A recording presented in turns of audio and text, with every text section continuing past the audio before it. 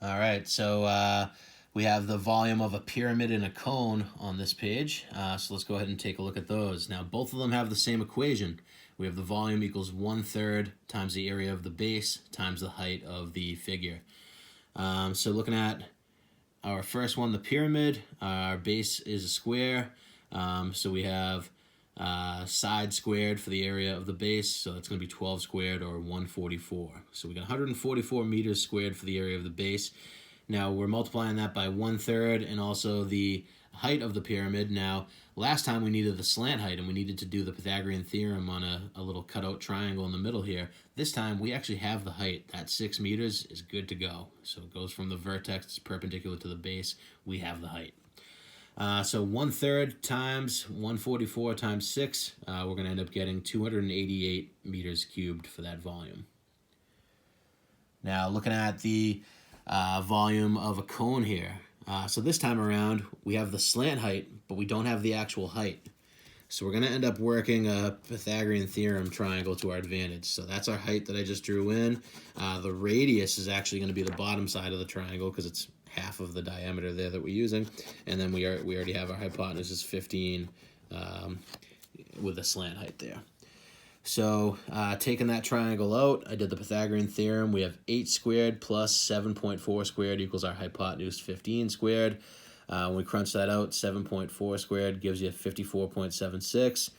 15 squared is going to give you 225. So we're going to subtract the 54.76 from 225 and get 170.24. Now we want to find h not h squared, so we have to take the square root of both sides.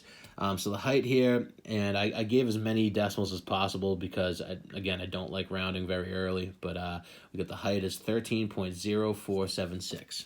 So that's what I'm going to use, and actually kept the number in my calculator, the actual unrounded number for our final answer here. All right, so the volume is 1/3 the area of the base times the height. We just found the height above at 13.0476, but we have to get the area of the base. So the area of the circle is going to be pi r squared.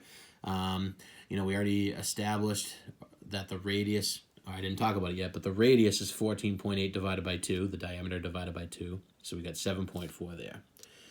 So pi times radius squared, pi times 7.4 squared.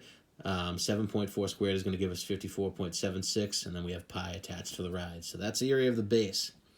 So now when we do our volume, we have 1/3 times the area of the base, which is 54.76 pi, times that height we found, 13.0476. When you multiply all the numbers except pi together, we're going to get 238.16, and then we can slap pi onto the end, just glued together by multiplication, attached by multiplication. We have 238.16 pi centimeters cubed. Now, if you wanted to go full-on decimal, rounded to the nearest hundredth, you just multiply by pi there, and we get 748.21 centimeters cubed. All right, so that will most likely be the last video of this school year. So, thanks for anybody who was watching these.